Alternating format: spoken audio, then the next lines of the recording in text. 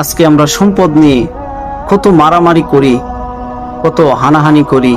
পিতার লাশ, পিতা মারা গেছে, সেই পিতার লাশ জমিনে রেখে ভাইয়েরা জমিন নিয়ে বাগ বাটোয়ারা করে। পিতার লাশ দাফন করতে দেয় না সম্পদের ভাগ না হওয়ার আগ পর্যন্ত। এমনও ঘটনা ঘটেছে। কি এক জামানা আসলো, মানুষ অবৈধ সম্পদ অর্জন করার জন্য পাগল পারা হয়ে যাচ্ছে। আসলে এই অবৈধ সম্পদগুলা একদিন তার গলার কাটা হয়ে দাঁড়াবে। এই অবৈধ সম্পদগুলা একদিন তার বিপদের কারণ হয়ে দাঁড়াবে। বুখারী শরীফের হাদিসের মধ্যে এসেছে, যদি কোনো ব্যক্তি কারো সম্পদ অন্যায়ভাবে দখল করে, আল্লাহ পাক রব্বুল আলামিন কাল কিয়ামতের দিন যেই পরিমাণ সম্পদ সে দখল করেছে, সেই পরিমাণ সম্পদ 7 জমিনের স্তর পর্যন্ত সেই সম্পদ শিকল দিয়ে তার গলার মধ্যে ঝুলিয়ে দিবে। তখন আর সে মাথা বাসাতে পারবে না। কাল কিয়ামতের দিন হাসরের মাঠে তারা চিহ্নিত হয়ে যাবে, এরা অবৈধ সম্পদ লুণ্ঠনকারী, লুটপাটকারী। আপনারা কি জানেন কতটা অ্যাক্টিভ ছিলেন, সম্পদের ব্যাপারে কতটা সতর্ক ছিলেন? হযরতে উমরে ফারুক রাদিয়াল্লাহু তাআলা আনহু-এর জামানায় 2 জন ব্যক্তি সম্পদ নিয়ে বিবাদে লেগেছে, ঝগড়ায় পতিত হয়েছে। একজন বলতেছে এটা আমার সম্পদ, আর একজন বলতেছে এটা আমার। তখন তারা 2 জন সিদ্ধান্ত নিলেন, আমরা আমিরের কাছে যাব, উমরে ফারুক রাদিয়াল্লাহু তাআলা আনহু-এর কাছে যাব, গিয়ে এটার সমাধান নিয়ে আসব।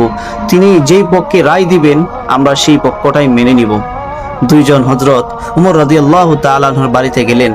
গিয়ে উমর রাদিয়াল্লাহু তাআলা আনহুর তালাশ করলেন। উমর রাদিয়াল্লাহু তাআলা আনহুর ঘর থেকে জবাব আসলো যে উমর বাড়িতে নেই, তিনি কুয়া থেকে পানি আনতে গিয়েছেন। তখন সেই 2 জন ব্যক্তি সেই কুয়ার উদ্দেশ্যে রওনা হলো। 2 জন গিয়ে দেখলো একজন সাদাসিধে মানুষ কুয়ার থেকে পানি উঠাচ্ছে, তাও নিজের হাতে, অথচ তিনি অর্ধজাহানের খলিফা। তারা দেখে আশ্চর্য হলেন, একজন অর্ধজাহানের খলিফা নিজের হাতে কুয়া থেকে পানি উঠাচ্ছেন, এটা তো অতি সাধারণ। তখন উমর রাদিয়াল্লাহু তাআলা আনহু পানি উঠালেন, এই মাটির যে কলসি রয়েছে সেই কলসির মধ্যে পানি উঠালেন, উঠিয়ে বললেন যে তোমাদের কি সমস্যা আমার কাছে বলো। তখন তারা 2 জন বলল যে আমাদের সমস্যাটা বড় একটা সমস্যা, এটা বলতে অনেক সময় লাগবে, আপনি এখানে একটু বসুন, আমরা বসে কথা বলি। উমর রাদিয়াল্লাহু তাআলা আনহু বললেন আচ্ছা ঠিক আছে। তিনি বসলেন। বসার পরে এভাবে হাঁটুটা একটু উঁচা করে রাখলেন। উঁচা করে রেখে এই হাঁটুর উপরে এই কলসটা, পানির কলসটা রাখলেন। তখন ওই 2 জন ব্যক্তি বলতেছে যে এই কলসটা যে রাখলেন, আমরা তো দীর্ঘক্ষণ সময় কথা বলবো, এটা মাটির মধ্যে রাখেন। তখন উমর রাদিয়াল্লাহু তাআলা আনহু বললেন না, মাটির মধ্যে রাখা যাবে না, তোমরা যতক্ষণই কথা বলো, তোমাদের যতই সময় লাগুক, আমি আমার কলস এই হাঁটুর উপরে লাগাবো, হাঁটুর উপরে রেখে তারপরে কথা বলবো। 2 জন ব্যক্তি খুবই আশ্চর্যান্বিত হলো, সামান্য একটি কলস পানি ভর্তি, এই কলসটা মাটির মধ্যে রাখলে কি এমন সমস্যা? উমর রাদিয়াল্লাহু তাআলা আনহুকে বললেন, হে খলিফাতুল মুসলিমিন, এটার কারণটা কি আমরা একটু জানতে পারি? তখন তাদের সমস্যার কথা কিন্তু এখনো বলে নাই। উমর রাদিয়াল্লাহু তাআলা আনহু বললেন, আমি যে এই কলসটা পানির কলসটা যে আমি মাটির মধ্যে রাখবো, এই কলসটা তো ভিজা, এই জায়গা থেকে তো বালু মাটি আমার কলসের মধ্যে লেগে যাবে, আর সেই বালু মাটি তো আমার স্থানে চলে যাবে, আমার জায়গায় চলে যাবে।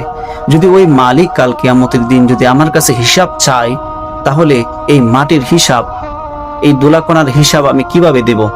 তখন ওই 2 জন ব্যক্তি খুবই আশ্চর্যান্বিত হলো যে একজন অর্ধজাহানের খলিফা সামান্য কলসের মধ্যে বালি লেগে যাওয়ার কারণে যদি কাল কিয়ামতের দিন এটার জবাবদিহিতার ভয় করতে পারে, তাহলে আমরা কেন ঝগড়া করছি? আমরাও তো নিজেদের মধ্যে মিটমাট করে ফেলতে পারি। তখন ওই 2 জন ব্যক্তি বলল, আমরা আমাদের বিচার পেয়ে গিয়েছি, আমরা চলে যাচ্ছি, আমরা নিজেদেরটা নিজেরাই মীমাংসা করে নিব। তখন 2 জন ব্যক্তি চলে গেলেন। অথচ দেখেন আমরা সম্পদের জন্য কত কিছুই না করি, সম্পদের জন্য ভাই ভাইকে চিনি না, ভাই বোনকে চিনি না, সম্পদের হক কাউকে দিতে চাই না। আল্লাহ পাক রব্বুল আলামিন আমাদেরকে এই সম্পদের লোভ লালসা থেকে হেফাজত করুক, বলেন আমিন।